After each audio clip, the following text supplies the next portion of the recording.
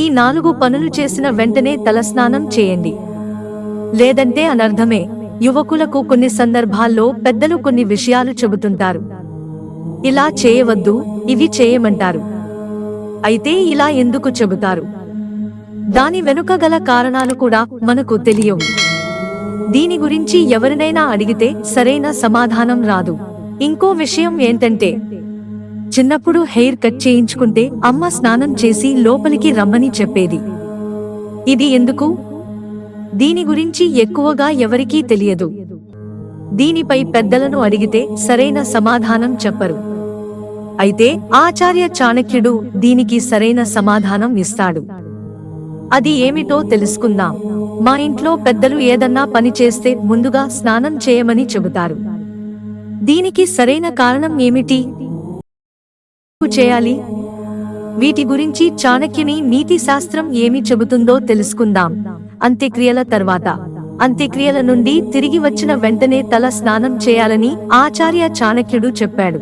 స్నానం చేసిన తర్వాతే ఇంటికి వెళ్ళాలి. శ్మశాన వాటికలో అనేక రకాల దోషాలు మీకు హాని కలిగిస్తాయి.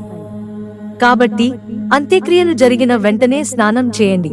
మసాజ్ తర్వాత, చాణక్యుడు నీతి ప్రకారం మన శరీరానికి మసాజ్ చేసినప్పుడు మనం స్నానం చేయాలి.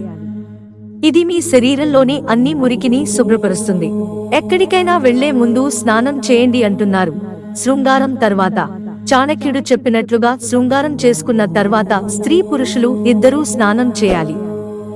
శారీరక కలయిక తర్వాత శరీరం అపరిశుభ్రంగా మారుతుందని, స్వచ్ఛత తగ్గిపోతుందని అంటున్నారు. ఆ తర్వాత ఆ దంపతులు ఇంకేమీ చేయలేరు. కాబట్టి రొమాన్స్ చేసుకున్న తర్వాత స్నానం చేయాలి. జుట్టు కత్తిరించిన తర్వాత, జుట్టు కత్తిరించిన వెంటనే తలస్నానం చేయమని చాణక్యుడు చెప్పాడు. జుట్టు కత్తిరించిన తర్వాత అందులోని చిన్న చిన్న ముక్కలు శరీరానికి అంటుకుంటాయి. కాబట్టి ముందుగా స్నానం చేయమని సూచించాడు. చాణక్యుడు మన దేశానికి చెందిన గొప్ప పండితుడు.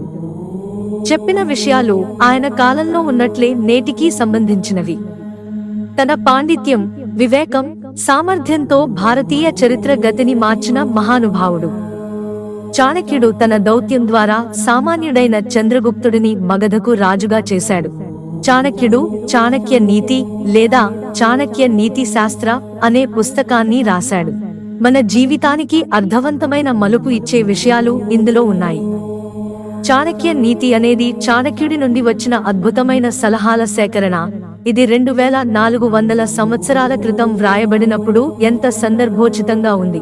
సంతోషకరమైన, సంతృప్తికరమైన జీవితాన్ని గడపడానికి నివారించవలసిన దుర్గుణాల గురించి తెలుసుకోవడానికి ప్రజలు చాణక్యుడి తత్వాన్ని సూచిస్తారు. మిత్రులారా, ఛానల్ సబ్స్క్రైబ్ చేసుకోవడం మర్చిపోకండి. ధన్యవాదాలు.